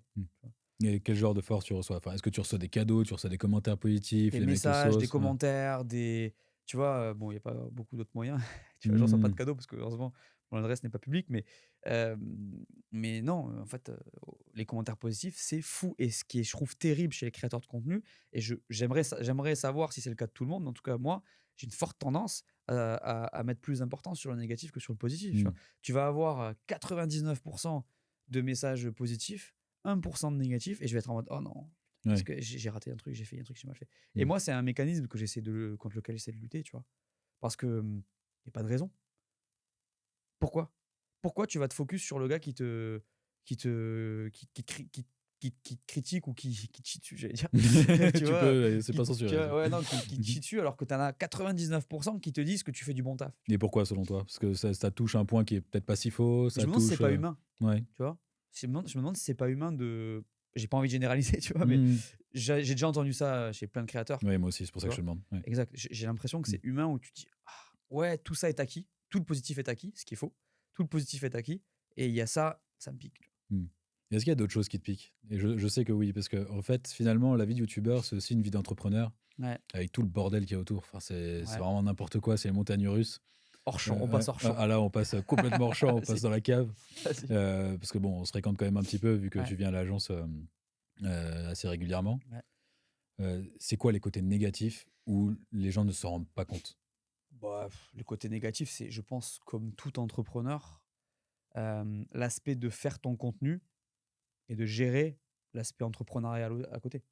C'est pas forcément négatif l'aspect entrepreneurial, mais je veux dire, pour préciser, plus l'aspect administratif, par exemple, que tout le monde doit gérer et qui fait partie du travail. Mais évidemment, hors champ, c'est un truc que tu vois pas, forcément. Et que les gens ne voient pas, pour une partie comprennent, bien évidemment, et sans doute, mais évidemment qu'ils ne voient pas. Et c'est quelque chose qui prend beaucoup de ton temps et pas forcément évident ici. Puis il y a un truc, moi, qui m'a toujours fasciné sur ton contenu à toi et toi particulièrement, c'est que tu fais beaucoup de news. Tu vois, moi, en tant que. Paradoxalement, je pense que tu me connais aussi, je suis un grand travailleur, mais un grand feignant. C'est-à-dire que j'essaie d'optimiser. Genre, j'ai un gros volume horaire, mais j'essaie d'optimiser mes efforts. Et toi, en fait, tu fais beaucoup de news. Donc, par définition, en fait, t'es cuit. Bah oui. Et genre, tu dois regarder la course, mais finalement sans prendre de plaisir. Ou à moitié par rapport à si tu le regardais vraiment en tant que fan. Tu dois analyser les choses. J'imagine que tu prends des notes en regardant la course. Est-ce que ça dénature pas un peu le tout? C'est-à-dire dénature. En gros, soit tu regardes la course en tant que fan, tu kiffes. Tu vois, je fais le parallèle si tu es avec moi. Moi, je regarde l'UFC. C'est vraiment mon kiff. Mais je me dis pas, ah, attends, là, la défense de takedown, deuxième round, en fait, s'il l'avait mieux passé, il serait pas arrivé. Je m'en tape. Je regarde, je consomme, je m'en vais. Tu vois. Tu veux dire que la passion est altérée par le travail, forcément? Oui, et par la nécessité de le faire ensuite. Parce que c'est pas qu'un plaisir. En fait, tu es obligé. Si tu n'as rien à dire, la course était flat. Bon, tu connais mon appétence pour le MotoGP.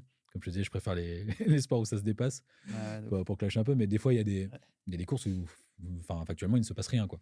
Et donc là, tu te dis, oh, faut que je sorte, faut que je sois intéressant, faut que j'arrive à maintenir les gens en haleine. c'est une des grandes difficultés de ma posture à moi sur la plateforme sur YouTube, c'est que 80% de mon contenu, il est chaud.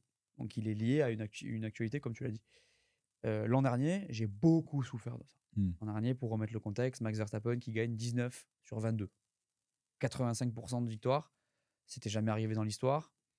Toi, tu dois débriefer et donner envie aux gens de regarder ton débrief.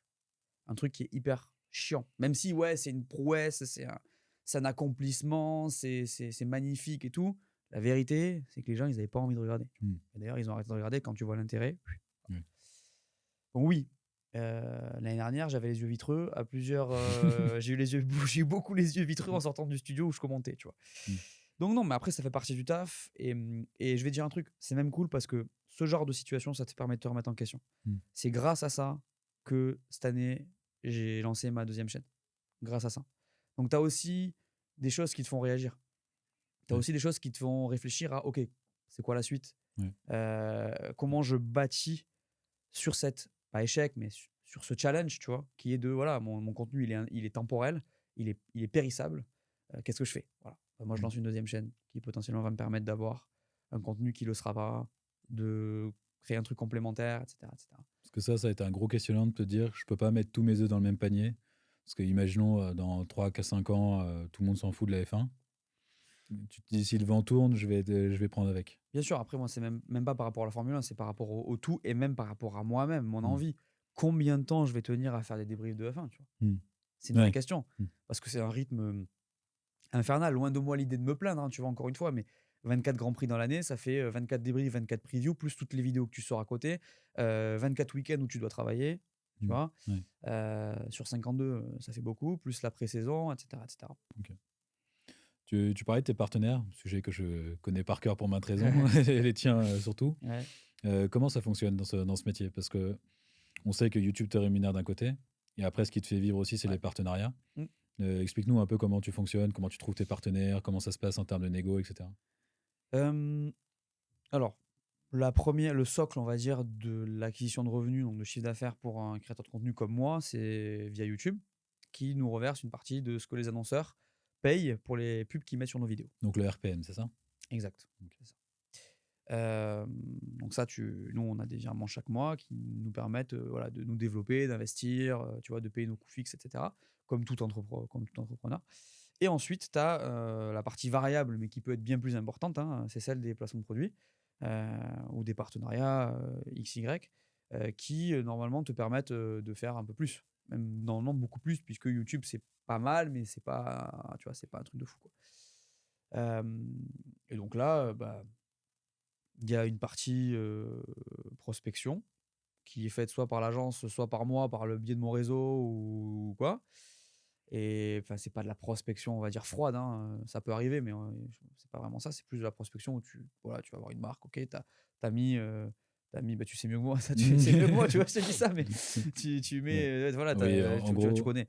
En gros, pour expliquer, par exemple, sur ton profil à toi, nous, ce qu'on fait, parce que vu qu'on gère tes partenaires commerciaux, donc on a l'adresse email @fojo.fr, donc c'est simple, on gère l'inbound. En plus, c'est très clair entre toi et nous depuis le début. C'est 20% si ça vient de ta boîte mail, 30% si c'est nous qui te l'amenons, en termes de commission, du coup, sur vente, effectivement. Et après, pour toute la partie prospection, nous, on fait des segmentations. Des partenaires Formule 1, c'est comme qu'on a travaillé avec Red Bull, Joris Chalut qui a été chopé le contrat avec les dents, notre alternant qui est parti depuis, le Biawage, Pirelli, Winamax aussi, beaucoup évidemment, qui est un de tes très gros partenaires. Donc ça, c'est on va dire le cœur de cible. Et après, on peut aller chercher j'ai plus le mot, du hors-secteur. Du hors-secteur, en se disant, voilà, typiquement les VPN qui sont très connus sur YouTube, parce que tu as une audience, on va dire 18-40, plutôt hommes, et les VPN, ils cherchent les 18-40 plutôt hommes. Donc c'est parfait, ça tombe bien. Mais toi, après, quand on organise chacun de ces partenariats, c'est quoi le ratio de ton revenu? C'est combien tu prends de pourcentage de YouTube et combien tu prends des partenaires? Ça, c'est dur. Je pourrais pas te dire, ça varie vachement en fait. YouTube varie vachement en fonction de plein de choses. YouTube varie en fonction de tes résultats, de l'importance de l'argent qu'il y a sur YouTube à ce moment-là. Je donne un exemple. En novembre, comme il y a Noël qui arrive, il y a beaucoup plus de pubs. Donc potentiellement, le gâteau est beaucoup plus gros, donc ce que tu vas récupérer est beaucoup plus important. Mais normalement, un partenariat te permet de générer plus de chiffres que YouTube. Ça peut aller jusqu'à 2-3 fois ce que YouTube te permet de. Même plus, hein, même peut-être 10 fois, ça dépend des créateurs, je pense. Ça dépend de plein de choses. Tu sais, ça dépend de si tu es dans une niche, si tu es plus mainstream. En général, quand tu es dans une niche, tu vas pouvoir facturer plus. Normal, puisque tu as plus d'engagement, par définition. Et ouais, en fait, ça dépend. C'est vraiment. Ça dépend parce que YouTube varie beaucoup. De mois en mois. Ouais, c'est les RPM en fonction du canal de pub, comme tu as dit, Black Friday, Noël, la rentrée des classes, etc. Ça peut être des temps un peu forts. Typiquement, janvier, juin, il n'y a rien. Ouais, c'est creux, c'est avant l'été. Voilà, tu as quelques marques de glace qui annoncent. Mais tu vois, c'est marrant parce que du coup, moi, je suis obligé à un moment donné de raisonner en termes d'investissement, de rentabilité. Donc, par exemple, en janvier, on est en pause, il y a moins d'intérêt pour la Formule 1, il y a moins d'argent sur YouTube. Tous les feux sont au rouge, tu vois. Publie pas. Parce que tu vas payer un monteur, tu vas investir, etc. Garde la vidéo pour le moment où il n'y aura pas de Grand Prix, mais qu'il y aura plus de feux verts, tu vois. Donc ça impacte aussi. Donc toi, en fait, tu te dis, vaut mieux que je tire à vue en novembre-décembre avec des débriefs de la saison, des débriefs de chaque course, même les récits, tu les balances là. Parce que ça te fait plus de REM et tu peux vivre l'hiver, entre guillemets. Typiquement, là, j'étais à l'étranger en famille, tu vois. Sur une semaine et il y avait ma deuxième vidéo que je devais sortir dans la semaine. J'aurais pu ne pas la sortir, mais parce que j'avais besoin de me reposer, etc. On était entre 2 triple headers, donc 2 fois 3 courses de suite, et j'avais besoin de me reposer. C'était un temps off parce que pendant un triple header, c'est vraiment un mois sans jours de repos, tu vois. Donc c'est dur. Et donc, mais là, je savais qu'on était en novembre, donc que potentiellement une vidéo allait être plus intéressante à produire qu'en décembre. Donc j'avais tout intérêt à produire cet effort maintenant, pour pouvoir avoir un investissement entre guillemets rentable, plutôt que d'attendre, de me reposer maintenant et d'attendre décembre tu vois, ou janvier. Alors qu'on pourrait se dire, ah ouais, mais t'as la pause, après t'as la pause, il n'y a plus de Formule 1, tu peux la faire tranquille.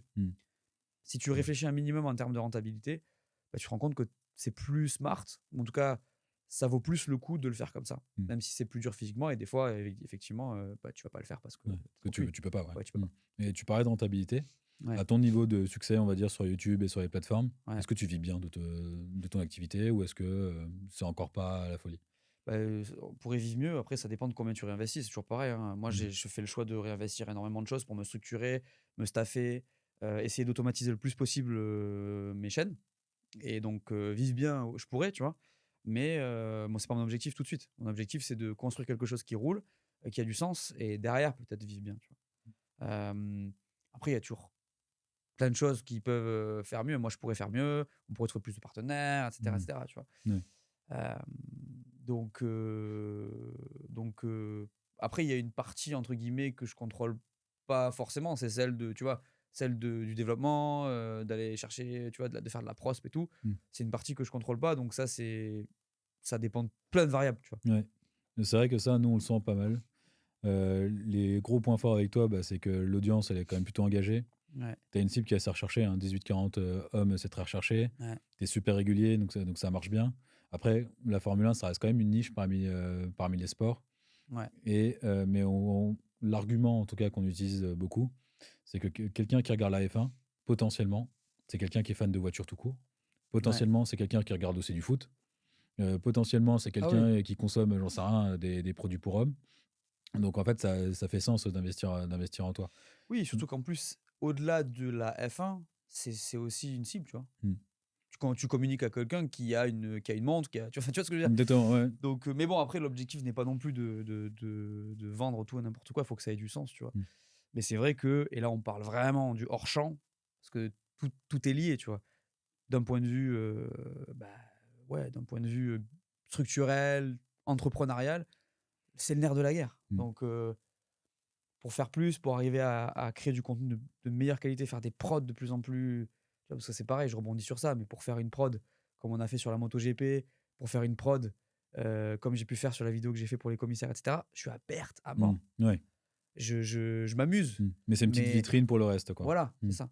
Pareil, j'essaie de faire en sorte de faire des produits, entre guillemets, enfin des prods qui peuvent être intéressantes pour des partenaires, peut-être, tu vois, demain. C'est vrai que ça, je pense qu'on le dit jamais assez frontalement, parce que peut-être qu'en France, on a un problème avec l'argent, on va dire, de manière culturelle. mais ça, faut le dire et le répéter, ça n'engage que moi. Mm. Mais heureusement qu'il faut de l'argent. Ça coûte super Ouais. cher un Mais caméraman, bien ça coûte sûr. super cher un monteur, Eh oui. ça coûte super cher un community manager. Et surtout si tu les prends tous les mois avec sans aucune garantie de revenus. Et Bien c'est pour sûr. ça aussi qu'on essaie de trouver des partenariats stables et Mm. cohérents. Et pour moi, le partenariat le plus cohérent et le plus long terme là que tu as, je pense que c'est Winamax, on peut en parler. 100%. Jean-Michel Prédiction. Ça a commencé avec un tout petit contrat, je me souviens. Ouais. Pour donner l'anecdote, je disais à Adil, parce qu'on avait mis des semaines à négocier la première vidéo, j'ai dit, mec, tu passes un temps fou à négocier ce truc-là et tout. Il m'a dit, franchement, laisse faire l'artiste, tu vas voir. Et effectivement, ça fait quoi, 3 saisons qu'ils sont avec toi? Ouais, ça fait un moment, ouais. Mais en Mm. fait, j'avais eu des échanges avec eux au tout début, avant qu'on se parle, 2021, mais Mm. vraiment au tout début. Et ouais, là, le fait de les avoir, bah, c'est un vrai socle, en fait. Mm. Clairement, c'est un énorme socle. Et puis moi, ce que je vois, c'est que c'est super pertinent parce que, effectivement, Jean-Michel Prédiction, ça s'intègre à merveille dans ta ligne éditoriale. En plus, pour eux, c'est super intéressant parce que, bah, comme on disait tout à l'heure, les gens qui regardent la Formule 1, potentiellement, ils regardent du foot, ils regardent du tennis, ils regardent du golf, j'en sais rien. Ouais, Et quelqu'un qui rentre par toi sur Winamax, et il peut avoir plein d'autres activités. de ouf. Et en plus, il y a quelque chose qui est super pertinent parce que je me rappelle aussi qu'au moment de la négo, on discutait avec beaucoup d'acteurs du pari sportif. Et on se disait, quel serait le meilleur choix pour toi? Et dans les négos, tu nous avais dit, moi, l'argent, bien sûr, Mm. parce qu'il ne faut pas se mentir, Bien c'est sûr. ce qui va faire rouler ensuite les investissements. Et à ce moment-là, tu en avais encore plus besoin que maintenant, on va dire. Ouais. C'était la partie contenu avec Winamax, donc la Winamax Télé, etc. Ouais. Est-ce que tu peux nous parler, tu peux nous parler de cet aspect de ton activité parce qu'elle est super importante Ouais. et elle est corrélée, on va dire, à ton activité YouTube. Comment tu gères les deux? Comment ça se passe? C'est quoi les relations? C'est quoi le rythme? Bah, Winamax, c'est un partenaire. En fait, on ne dirait pas comme ça. Et puis en plus, il y a cet aspect pari sportif qui peut paraître. Qui peut repousser un peu certaines personnes. À raison parfois, à raison, mais à raison quand c'est comment dire, à outrance, etc. C'est abusif. Hein. Mais on essaie de respecter, on respecte la loi dans tout ce qu'on fait au niveau de la prévention, etc. Il y a beaucoup de choses qui sont mises en place pour ça. Donc non, Winamax, c'est un partenaire long terme. C'est une relation très forte puisque j'y suis tous les week-ends en fait. Tu vois, je vais tous les week-ends au studio pour mon émission avec eux sur la Winamax TV. Je commente 60 ou 70% des grands prix chez eux. Oui, c'est une relation de contenu. Tu vois, là par exemple sur la MotoGP, on leur a proposé de participer. Ils ont été OK. On a fait une intégration dans la vidéo sur la moto pour pousser un peu la moto. Voilà, ça va. Ils nous ont prêté le studio. On a tourné dans le studio. Ouais, Tu vois, j'ai vu. c'est plus que. J'avais tourné un podcast aussi dans le studio. C'est plus que juste une relation. Je fais un placement et il y a de l'argent. Tu vois. C'est une relation long terme où on va parler de Formule 1 sur un plateau. Où, oui, on va parler de cotes à la fin de l'émission, mais on est surtout sur un contenu éditorial. Alors, on est là à la base pour ça, pour parler des cotes, bien évidemment. C'est Winamax. Mais ouais, en plus, on essaie de faire du contenu qualitatif. On essaie vraiment on a des débats qui sont vraiment, enfin, on essaie de faire le max pour que ce soit bien fait. On prépare les émissions. Enfin, tu vois, on se donne, tu vois. Il y a un vrai boulot derrière. Bien Quoi. sûr. Vous avez anticipé le taf, vous avez vraiment bossé en amont, vous avez trouvé les sujets, les tons, Ouais. qui fait le gentil, qui fait le méchant, entre guillemets, même sur le plateau. Comment vous gérez ça en amont? On a Vous avez des réunions de travail? Comment ça on marche? on a une conversation, on se parle avec les gars des Pistos, Manu et Brice et Jérém aussi. En fait, on est 3 en plateau, mais on tourne. Moi, j'en fais beaucoup, mais on tourne de manière générale. Quand il y en a un qui peut pas, ça tourne et tout. Non, on s'organise en amont, on choisit le sujet, et puis on part sur l'émission. Mais moi, je prépare un peu. Hein. Il y a des sujets, des fois, tu pars sur des sujets, tu sais pas. T'es pas forcément aussi calé que tu devrais, donc il faut que tu te mettes dedans, que tu prépares. Forcément, on prépare ce qu'on va dire en plateau. On s'entend super bien, donc c'est vraiment simple. On se connaît, tu vois, en plus. Donc ouais, on essaie de s'élever ensemble, tu vois, et de traiter les sujets de la meilleure manière. De vraiment travailler le secteur Formule 1, on va dire, chez Winamax. Exact. Okay. T'as 2 autres partenaires qui me viennent là comme ça en tête. Ouais. Red Bull. Ouais. Tu as été invité à plusieurs Grands Prix avec eux. Ouais. Est-ce que tu peux me parler un peu des contenus que vous avez créés ensemble, des laissez-passer qui t'ont donné sur les différents Grands Prix? Ouais. Red Bull, c'est assez ouf parce que bon, c'est vous qui avez trouvé le C'est Joris. le truc. J'espère C'est qu'il assez verra fou. ce vidéo, c'est sûr. C'est assez ouf, c'est assez fou parce que ouais, c'est vraiment un partenaire incroyable. Mais c'est un partenaire de fou parce que tu vois, je sais que je peux demander quelque chose à Red Bull sur une opportunité, sur un projet, sur un truc et potentiellement ça va ouvrir des portes. Mm. Red Bull, c'est vraiment c'est c'est un des meilleurs partenaires que tu puisses avoir parce que c'est une marque incroyable, énorme, avec une force de communication mais juste folle, tu vois. Et non, là, nous, c'est Red Bull France. Du coup, non, sur certains événements, comme par exemple sur le Dakar, on avait fait une prod sur le job de copilote. Donc, on avait suivi Mathieu Baumel, on avait vraiment essayé de vulgariser son taf, le mettre en avant parce que les copilotes sont pas forcément vus au même titre que les pilotes, alors que sans eux, il n'y a rien qui se passe. Bah, parlons-en du Dakar, tiens. Ouais, La facilité, ça aurait été d'aller sur le Red Bull Ring, ouais. ce que tu as fait par la suite d'ailleurs, Mm. et de faire un contenu Formule 1 classique, etc. D'où ça sort de se dire, allez, on va au Dakar. Est-ce que c'est pour combler le trou de janvier, parce que le Dakar, c'est en janvier, il me semble, ou c'était, voilà, j'ai envie de faire autre chose, j'ai envie de proposer du contenu qui est haletant, qui est actuel à ma communauté, même pendant la période, on va dire, hivernale. Contenu F1, c'est pas évident parce que pour être accrédité en filmant, alors là, il faut vraiment il faut être en diffuseur, ce qui est quasiment impossible. Donc non, en fait, on va aller sur d'autres sports auto pour faire des prods comme ça. Et j'avais toujours rêvé d'aller sur le Dakar, en fait. J'avais toujours rêvé d'aller sur le Dakar. Eux, ils activent sur le Dakar, Red Bull. Là, c'était le cas de Red Bull France avec un de leurs athlètes, donc Mathieu Baumel en l'occurrence. On leur a proposé ça avec Adil. Ça leur a plu. Et on est parti sur le Dakar, quoi. On est parti sur le Dakar, moi et Stéphane qui était là pour filmer. Et ouais, on a vraiment fait un doc. C'était mon premier doc vraiment sur le job de copilote. Et le Dakar, ouais, c'était hors zone de confort. Et moi, j'aime bien. Je préfère faire ça que juste parce que tu vois, la F1, c'est bien, c'est incroyable, c'est unique, c'est tout ce que tu veux, mais tu as moins de liberté que sur ce genre d'événement.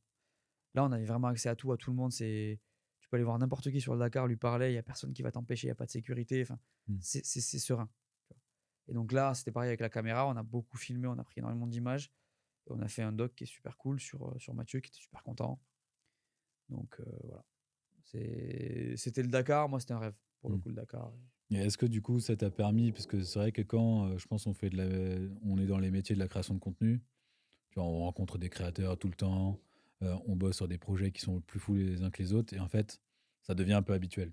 C'est-à-dire que la deuxième fois, c'est 1000 fois moins marrant que la première, et la troisième fois, c'est 10 000 fois marrant que la première, et la 50e fois, je t'en parle pas.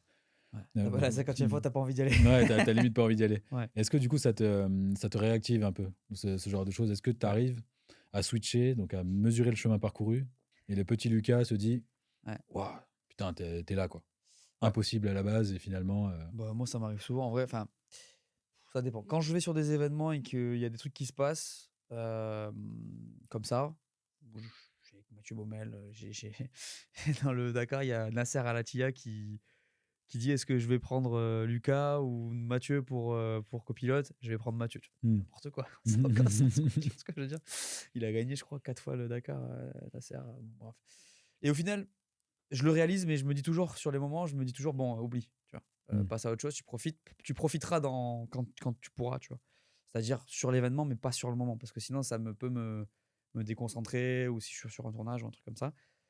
Mais oui, je le réalise et je me dis, c'est lunaire. Et puis, ce qui est ouf, c'est que je me dis pas que c'est de la chance. Je me dis vraiment que j'ai vraiment bossé. Il y a une part de chance, évidemment, comme toujours.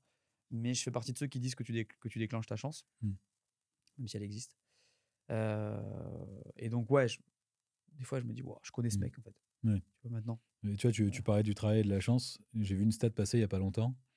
Tu fais partie du top 1% des podcasteurs en France si tu as fait 20 épisodes. Tu vois, si tu as fait 20 épisodes, tu fais partie du top 1 en termes de quantité, volume. tu vois, de volume. Donc en fait, mathématiquement, si tu en fais 21, bah, ton truc va marcher potentiellement, tu vois. Ouais. Je suis 17. Ouais, tu vois, allez, plus que 4 et tu passes la barre. Mais tu vois, c'est ouf, en fait. On sous-estime vachement la régularité, la constance et le fait de faire un podcast une fois, c'est facile. Faire un podcast 2 fois, un peu moins facile. Et la difficulté qui s'accumule, quoi. Ouais, c'est sûr que des fois, je me dis, parce que je le dis souvent, mais en fait, peut-être on se rend pas compte, c'est sûr, mais faire 2 vidéos par semaine, c'est dur. Ah, c'est une volumétrie de zinzin. Il y a pas de, tu vois, il y en a, ils font une toutes les 2 semaines, 2 par mois, c'est pas la même chose. Non, tu sais, il y en a qui font une par semaine, il y en a qui font 3 deux. par semestre. Ouais, voilà, tu vois, genre, c'est ça. 6 par an. Mais tu vois, enfin, 2 par semaine, c'est beaucoup. Je passe mon temps à écrire, vraiment 2 jours par semaine ou même plus, 2-3 jours par semaine. 2 jours et demi, on va dire, par semaine, je suis sur la vidéo, vraiment, et ça m'empêche de faire d'autres choses. Ça m'empêche de faire d'autres choses. Donc, euh, c'est sûr que parfois je me dis, waouh, oui frère, faut que tu gardes cette énergie. Ça va pas être facile. Et tu vas Ou alors, chercher faut que où je cette fasse motivation? Bah, j'ai 24 previews, 24 débriefs à faire. On va les faire. Sans réfléchir, pilote automatique. C'est automatique. Puis il y a Winamax aussi sur la preview, donc pas envie de les lâcher. Pour tout te dire, la seule fois où j'ai pas publié un débrief, c'était celui des essais hivernaux et j'étais à l'hosto. Est-ce qu'il y a une raison valable? Ouais. Faudrait pas que ça soit la seule parce que sinon c'est problématique, tu vois. Mais maintenant, j'arrive à pas poster si je sens que je vais pas le faire. Mais si je sens que je peux pas le faire, ouais. Parce que des fois, ça paraît trop loin, c'est une montagne parfois. Mais un débrief, je peux pas ne pas le faire. Combien de temps ça te prend? En tout et pour tout, entre un minute où un débrief où tu commences à regarder la course et t'appuies sur publier. Combien de temps? Le débrief, on va dire que la course c'est à 15h. Je vais finir de bosser, enfin la course va se finir à 17. Je vais finir de bosser sur l'écriture à 23. On va dire que je vais écrire de 18 à 23 ou de 19 à 23, tu vois. On va dire 3-4 heures de script. Ensuite, j'ai une heure de tournage que je peux faire soit d'affilée le soir, soit le lendemain matin. Et derrière, on va travailler en flux tendu de 8 jusqu'à 18. Ok. Donc en gros... 2 jours pleins, quoi, quasiment. Bah, t'as 14 heures de taf, on va dire une quinzaine d'heures de taf, parce qu'après il faut publier, il faut trouver le titre, il faut parler avec mon graphiste pour la miniature, etc. On va dire que t'as 14 heures de travail entre la fin de la course et la sortie du débrief. Et pour 10 minutes ou un quart d'heure de vidéo. Ouais, la folie on va dire 13. Sauf que, ce qui est dur, c'est que des fois, t'as des Grands Prix qui sont tard le soir. Donc du coup, ça réduit. Enfin, t'as toujours 14 heures entre les deux, mais ça réduit le temps que t'as pour le faire. Et c'est un objectif pour toi de prendre moins de temps à faire les vidéos avec une même qualité, ou tu te dis non, tant pis, ça prend 20 heures de taf, ça prendra 20 heures de taf? Non, le plus important, c'est de sortir la vidéo à l'heure. Ce que j'aimerais, ce serait sous-traité à 100% le débrief. Au niveau du montage. L'écriture sera toujours moins. Mais mon objectif, c'est d'arriver... Là, j'arrive à sous-traiter 30-40% encore. Mais c'est pas suffisant. J'ai envie que quelqu'un puisse être capable de le faire en entier pour pouvoir avoir mon lundi. Ok. Donc ouais, vraiment de la sous-traitance ou d'un partenariat sur la partie montage. Et si on vient sur la partie business, du coup, les sous-traités chez Fojo, c'est quoi ta relation au quotidien avec Adil et Constance, du coup, qui te supportent sur ces missions? On a un call par semaine avec Constance maintenant, puisque Adil a pris un petit step back. Donc on a un call par semaine de suivi avec toutes les OP qu'on fait. Et puis, quand il y a des présentations à faire, on va le faire. Par exemple, on avait présenté pour une marque de logistique, on a été avec Constance et Adil. C'était un prospect assez abouti quand même, tu vois, assez poussé, donc on y a été tous ensemble. Moi, je suis là pour la partie un peu créa, puisque forcément, je pense il y a des moments où ça va être un gain de temps que je sois là, puisque il y a des choses que je sais qui vont être des no-go ou des go, tu vois, et potentiellement ça va être plus facile même pour vous. Mais sinon, non, mais c'est une relation bien plus que agence talent, tu sais, on s'entend super bien. Il y a de l'aide sur l'aspect il y a de l'accompagnement même de votre côté, ou en tout cas de l'entraide sur la partie entrepreneuriale aussi. Ça fait longtemps qu'on travaille ensemble, ça fait 3 ans, 4 ans, tu vois, ça fait 3 ans. Ouais, c'est ça qui est fou. T'imagines? Ouais, c'est que la première fois qu'on s'est parlé, nous, on avait fait 0 € de chiffre d'affaires. Je sais pas si tu te souviens. Oui, je me souviens. On était au tout début. Ouais. Et là, cette année, on va clôturer 1,5 million. Enfin, tu vois, c'est pas une data secrète, je peux le dire. Et toi, c'est pareil. Enfin, tu faisais 10 000 vues, et là, t'en fais 80, 90, 100. Même plus, tu vois, par vidéo. Là, tu te dis, c'est quand même la folie, quoi. Bah ouais, c'est pour ça on a grandi ensemble, quoi, finalement. Ouais, c'est pour ça qu'au final, mais moi, même la dernière fois, j'en parlais avec Adil, c'est vrai que 3 ans, quand même 2021, non, 22, 23, 24, 3 ans presque, enfin même plus, tu vois. Donc ouais, ça passe vite, et c'est vrai que ça grandit en parallèle, tu vois, et bien évidemment, c'est entremêlé, surtout pour moi et par rapport à vous. Mais ouais, donc c'est une relation bien plus, tu vois, je vais au bureau, enfin là, maintenant je vais un peu moins, parce que depuis que j'ai lancé ma deuxième chaîne, il faut que ce soit plus plus présent chez moi pour enregistrer, mais ce qui m'enchante pas particulièrement. Mais oui, c'est plus que juste une relation de aller chercher du business, tu vois, froidement, quoi. Et c'est important pour toi et pour les créateurs de contenu en général, tu penses, d'avoir entre guillemets une équipe parce que même si tu as tes monteurs, etc., ils sont pas physiquement avec toi. Ouais. Donc Ça te dépend fait du lesquels. bien, Il y en ouais. a que je vois plus que d'autres. Ça te fait du bien de venir au bureau, d'avoir une ambiance de travail ou est-ce que tu te dis non, tout seul, en fait, j'arrive très bien à débiter, il n'y a pas de souci. C'est même pas ça me fait du bien, c'est essentiel pour moi. Ouais. C'est un truc que je veux changer. C'est que pour l'instant, j'ai pas trouvé de façon d'avoir un bureau avec des gens. Parce que là, tu vois, je bosse de chez moi, je suis seul. Ça me déplaît fortement. Parce que j'ai besoin, tu sais, moi, je te dis, quand je bossais, j'allais boire des cafés avec les gens, je discutais. Enfin, j'ai besoin de ça, tu vois, je suis Une extraverti. autonomisation, ouais. Et j'ai besoin de ça. Donc, ça, c'est un truc qui me manque énormément et surtout que ça fait longtemps. Donc, évidemment, dans mon monde idéal, j'ai mon studio dans un endroit où il y a d'autres gens qui ont leur studio ou alors il y a des bureaux et il n'y a pas juste moi qui suis chez moi et qui fait mes montages, qui fait mes trucs tout seul, mes tournages et tout, les écritures. C'est rigolo parce qu'on en parlait tout à l'heure hors caméra, enfin, hors champ du hors champ là pour le coup. Ouais. Et c'est marrant, il faudrait qu'on y réfléchisse effectivement parce que Ah oui. nous on a nos locaux, donc on pourrait aménager un studio tournant, ça peut être intéressant comme axe entrepreneurial commun, quoi. Carrément. C'est clairement un truc qui m'intéresse parce que je te dis, moi, c'est vraiment un truc qui m'obsède depuis un moment. Mais en tant que créateur, c'est pas évident parce qu'il y a beaucoup de problématiques quand tu as besoin d'avoir un studio. Parce qu'un studio, c'est pas un bureau. Tu vois, un bureau, on s'en fout. Les nuisances sonores ne sont pas forcément un problème. Même si ça l'est, mais tu vois ce que je veux dire. Tu peux avoir des gens qui parlent, avoir ton casque et puis il n'y a pas de problème. Même si tu fais un call parfois, tu peux avoir Vinny qui aboie. Tu vois ce que je veux dire, ça Oui. passe. Tu vois. Moi, c'est pas pareil. Mm. Moi, j'ai besoin d'un environnement acoustique qui est friendly, tu vois, donc qui pas beaucoup de bruit ou pas de bruit pendant que je tourne, même si je tourne pas tout le temps, 2-3 fois par semaine, pendant 1 heure, donc pas non plus un truc de fou. Mais tu as quand même des contraintes où tu te dis, soit tu as besoin d'avoir vraiment ton espace, soit tu as besoin d'être que avec des gens qui font la même chose que toi. Ça, c'est la problématique. Et du coup, c'est pas la même chose que si tu étais dans un coworking ou quoi, parce que certaines personnes te disent, ouais, mais prends un coworking. Alors qu'en fait, tu peux pas. Parce que tu peux pas enregistrer dans un coworking. Tu peux pas. Oui, tu vas pas rebrander une salle de réunion. C'est pas évident. Parce qu'il faudrait l'isoler, machin. Tu vois. Ce qu'on a là, effectivement, on a la chance d'avoir. C'est joli, mais c'est surtout aussi pour rendre notre environnement acoustiquement pertinent, quoi. Oui. Donc, ouais. Non, c'est un truc que j'aimerais beaucoup faire, de pouvoir avoir des bureaux physiques. Mais non, comme tu dis, je vois pas les équipes, je les vois pas. Il y en a que j'ai jamais rencontré, tu vois, physiquement, c'est fou. Ouais. Et en parlant de jamais rencontré, t'es pas un youtubeur qui fait beaucoup de feats. T'en fais de temps en temps, tu fais des interviews, etc.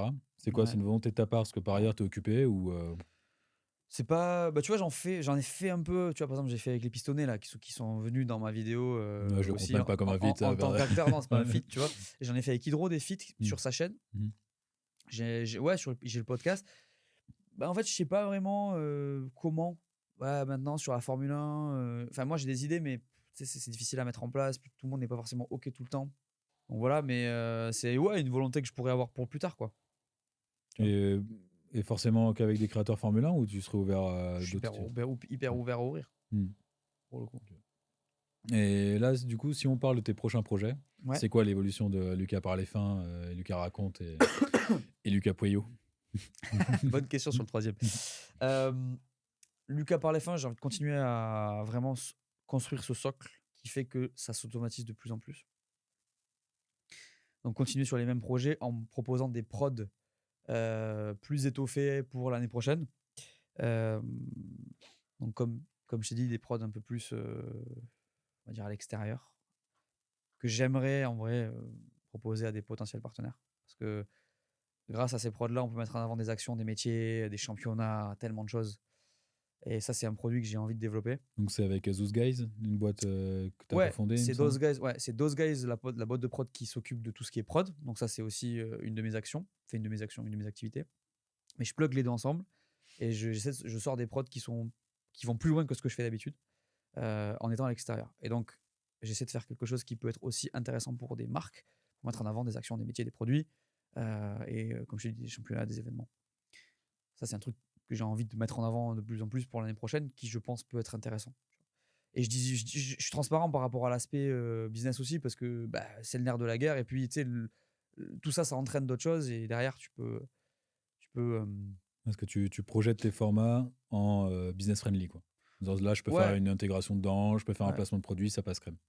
ouais, je pense que. Et puis, même pour moi, le format peut être, entre guillemets, proposé à une marque pour mettre en avant quelque chose. Sans que ce soit vraiment un shampoing placé, tu vois, dans la vidéo, tu vois. Mm. Truc vraiment co-construit, tu vois. Ouais. Comme j'ai dit, pour mettre en avant action, métier, etc. Donc ça, c'est pour Lucas par la F1. Moi, le reste, en fait, j'ai envie de continuer la base, continuer à améliorer la qualité. J'ai envie de changer un peu des trucs dans mes formats. Je vais y réfléchir. Et donc, proposer cet aspect-là plus prod, qui me plaît beaucoup, avec des intros qu'on va essayer de faire. Tu vois, là, cette année, on a fait la parodie du Bref, on a fait la fiction sur le Lucas parle moto. Ah, celle-là, j'ai adoré. Euh, J'ai eu une lueur d'espoir, j'ai dit enfin, il a compris. Non. non. Mais c'était drôle à faire. Et en fait, j'ai beaucoup aimé le faire, cet aspect acting, tu vois, créativité, où vraiment on est là avec Antoine, qui est mon cadreur, c'est un réalisateur, Antoine, il est trop fort. Où on se pose dans un espace et on se dit, OK, il y a un script, bien sûr, mais on va dire, OK, Manu, là, pose-toi là, mets-toi. Enfin, tu vois, c'est fou, tu vois. C'est un truc que moi, qui me sort de ma zone de confort, mais que je kiffe faire et que j'ai beaucoup aimé faire, que j'ai envie de continuer à faire. Et puis ça rend bien, ça fait pas cringe. Tu vois, parce que Non, quand tu fais de l'acting et tout, ça peut rendre chelou. Et en fait, non, ça va, vous jouez bien tous. on a essayé, et pour le coup, franchement, ça en est bien sorti. Et d'ailleurs, personne n'a été gêné. Genre, moi, maintenant, en fait, c'est un truc que j'ai débloqué, je pense, dans ma tête. Même ça, tu vois. Avant, j'aurais jamais été à l'aise, jamais de ma vie, tu vois. Maintenant, c'est vachement différent. C'est-à-dire, maintenant, je mets de côté ça, qui peut arriver parfois encore. Et je me dis, OK, tu le fais. Et là, on avait ça à faire. On avait 1 heure dans le studio chez Winamax, on n'avait pas plus. Il fallait, OK, poser le truc, faire la scène, et puis c'est tout. Et puis déconnecter ton cerveau et te dire, OK, je suis en train de faire de l'acting, là, tu vois. Même si c'est si sur ma chaîne, c'est pas une prod, c'est pas du cinéma, tu vois. Mais j'étais vraiment content du résultat. Et puis, je vais dire un truc, si ça avait été gênant, je n'aurais pas sorti. Oui, parce que tu arrives à voir quand même en post-prod, bon, là, c'est claqué, ça va pas le faire. Ou alors, De toute façon, on a un regard, Antoine et moi, on a un regard sur le truc. Si jamais je demande à d'autres gens, à vous, à ma copine, tu vois, j'essaie d'avoir comme tu vois, toujours dans ce même process que je t'ai dit depuis le début, pour essayer d'avoir vraiment un avis extérieur. Et puis, de toute façon, personne ne se gêne pour me dire quand c'est pourri, donc t'inquiète. Oui. J'aurai pas de problème, je le posterai pas pour le poster. Puis là, ça a été apprécié quand même. J'ai vu là les commentaires, la teneur elle était quand même très positive. Mais c'est ce qui me fait plaisir en fait avec ce genre de format, c'est que tu as beaucoup de retours positifs, parce que non seulement tu fais quelque chose de différent, mais tu fais quelque chose qui est assez réussi, entre guillemets. Encore une fois, je te dis, si ça avait été pourri, je te le dirais. Donc là, moi, je vis pour ça aussi, tu vois, pour avoir, OK, voilà, je te disais par rapport au positif, là, ça fait plaisir. Tu as les gens qui disent merci d'avoir mis ces efforts dans cette intro, merci d'avoir montré ce que tu as vécu en Indonésie après l'intro. Bon, moi, ça me donne envie de continuer. C'est aussi un moteur, c'est de l'essence. Ouais. Et là, la création de contenu, c'est un nouveau métier quand même, à l'échelle d'Internet. On ne sait pas trop comment ça va évoluer. Bon, on voit quand même que le vent est quand même vachement favorable. Comment tu te vois dans 3, 5, 10 ans? Tu te vois faire la même chose? Tu te vois mettre un autre incarnant? Là où tu t'es quand même bien coincé, c'est que tu t'es appelé Lucas par les fins. Oh, bah ça se change. Comment je vois ça? C'est pas, enfin, moi, je le vois parce que, en fait, j'ai toujours, tu sais, j'ai fait des études dans le business, j'ai ma fibre et tout, ma fibre business quand même qui est là. Et tu sais, j'aime le contenu, vraiment. Ce que je fais, ça me plaît. Surtout les prods. En vrai, même si j'adore les débriefs, mais l'aspect volumineux du truc peut me fatiguer. Normal, vraiment, je pense. Même si j'apprécie toujours les faire, quand ça devient une contrainte, parce que des fois, quand tu es fatigué, ça peut l'être, et tu n'es pas vraiment libre vu le calendrier, ça me saoule un peu. Mais je suis content de donner ça aux gens, tu vois, et de me le donner à moi-même, puisqu'au final, je me le donne aussi à moi-même. Donc, ça vaut le coup. Mais je sais pas combien de temps ça va durer. Donc, j'ai envie de continuer. Et on va voir. Mais en tout cas, j'ai envie de voir ce que donne mon autre chaîne. J'ai envie d'arriver à ce que j'ai réussi à faire avec cette chaîne-là, la chaîne Lucas par la fin, avec l'autre chaîne. J'ai envie de trouver mon ton, de trouver mon décor, de trouver mes sujets. J'ai envie d'arriver à un truc qui me plaît et de voir où ça va. Qu'est-ce que ça fait en termes d'abonnés? Qu'est-ce que ça fait en termes de vues? Qu'est-ce que ça fait en termes d'intérêt? On va voir. Pour le reste, il y a tous les formats que j'ai envie de développer. Puis, moi, j'aime bien les projets business. Tu vois, tu as parlé de la boîte de prod. J'essaie de me diversifier aussi sans me disperser, ce qui n'est pas facile. Je fais aussi des vêtements, etc. Qui est un projet qui m'a beaucoup appris, tu vois. À défaut d'avoir forcément été intéressant sur le long terme, je me dis, on va probablement arrêter. Donc, si vous voulez du slick, il faut se jeter dessus tout de suite. C'est maintenant. C'est maintenant pour le slick. Mais parce que en fait, c'est beaucoup d'énergie. C'est même pas, tu vois, c'est ce qui m'a un peu saoulé aussi, même dans les réactions des gens, parce que il y a eu beaucoup de réactions par rapport à ça, où les gens pensaient qu'on voulait faire de l'argent sur leur dos, alors que la réalité, c'est que moi, je voulais juste faire un truc qui me plaisait, qui régalait, puisque, tu sais, le textile, c'est pas un secret que c'est galère. Oui, puis les Tu vois. marges, elles sont pas folles, quoi. Bah oui. Et du coup, si tu le vois d'un point de vue business, c'est pas du tout comme ça que tu le vois. Moi, j'ai fait ça parce que c'est cool, parce que ça me faisait plaisir et que bon, j'avais envie de régaler, tu vois. C'est vrai que ça, faut le dire aux gens. En fait, si t'aurais voulu de l'argent, t'aurais juste fait une ou deux vidéos en plus Ah oui, par mois avec le temps que ça te prend. Et bien en sûr. fait, c'était de l'argent Exactement. cadeau, quoi. Parce que là, ce qui est ouf avec les vêtements, c'est que tu as le SAV. En fait, il y a plein de variables qui font que ton temps, tu peux le perdre, tu peux perdre des sous La aussi, de logistique, la rentabilité, enfin, tu vois. Mm. Énormément de choses qui font que c'est dur, les gens sont vite pas contents, ce que je comprends, parce que tu dépenses de l'argent. Euh, mais tu sais, t'as souvent les gens qui disent ouais, c'est cher et qui reconnaissent pas le fait qu'on met de la qualité. Donc en fait, il y a beaucoup de points négatifs qui me plaisent pas forcément à long terme, mais je pense que je peux rentabiliser mon temps de manière beaucoup plus intéressante en ne faisant pas ça. Et pour conclure, peut-être, c'est quoi le meilleur truc qui t'est arrivé depuis que t'es créateur de contenu? Tout. Tout? En fait, j'ai pas de meilleur truc parce que en fait, le meilleur truc qui m'est arrivé, c'est d'avoir commencé.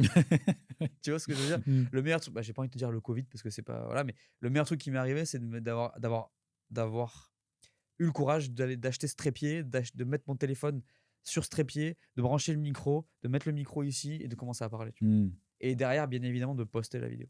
Ouais, t'as osé le faire et ça t'a amené là où t'étais. Pour le reste, tout. Et toute dernière question qu'on aime bien poser ici. Quel est le prochain créateur de contenu qu'on devrait inviter ici? Et est-ce que tu peux nous le présenter? Il s'appelle MrBeast. Et tu peux nous le présenter? Je peux pas Si oui. je peux pas te le présenter. Non, putain, c'est dur. Ah, je déteste, c'est tous des cons, franchement, tu devrais inviter. Non, mais tu sais, en fait, moi, je consomme pas trop Mm. tout ce qui est en fait, on en a pas trop parlé, mais je suis un peu pollué quand même par les réseaux. J'ai une addiction à mon téléphone qui est déclenchée par mon travail, tu vois? À la base, j'étais pas trop sur Insta et tout et je suis pas vraiment tout ça. Ouais. Tu vois? Par exemple, moi, dans mon entourage, j'ai des potes, ma copine, tout ça, qui connaissent tout le monde sur les réseaux. Moi, je connais personne. Mais comment on peut t'addicter à son téléphone et connaître personne? Ça m'intéresse parce que je suis pareil. Je suis que sur les gens que je suis. Ok.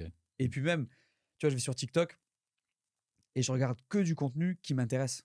Tu vois, du contenu géopolitique, du contenu sportif, du contenu machin, culturel, des trucs qui m'intéressent. Et je m'attarde pas forcément sur le créateur, mais plus sur le contenu. Tu vois, moi, je suis pas très sensible, on va dire, aux influenceurs, aux autres créateurs. Tu vois. C'est plus le contenu qui m'intéresse et vraiment le fond. Donc, je regarde, comme je t'ai dit, je regarde beaucoup de contenu anglophone pour me sortir aussi de ce YouTube francophone là, parce que c'est tout le temps les mêmes têtes. Et pas que ce soit des mauvaises têtes, mais tu sais, à un moment donné, voilà. Et puis moi-même, je suis tout le temps sur YouTube, donc voilà. Un créateur que je suis pour le coup, comme je dis, je suis pas beaucoup, mais je suis un grand fan de tennis. Je suis un gars qui s'appelle Service Volé, une chaîne de tennis que j'apprécie pas mal au niveau du contenu. Il fait partie des rares que je regarde en fait. Et donc, je pense que tu pourrais envoyer un message. Bah écoute, merci beaucoup d'être venu hors champ, Lucas, de Merci nous à avoir toi. accordé du temps. Merci à vous. Et puis bon, on continue à bosser ensemble. Avec grand plaisir. Merci d'avoir été avec nous. Si tu te demandes qui on est chez Fojo, on est une agence de conseil en marketing influence.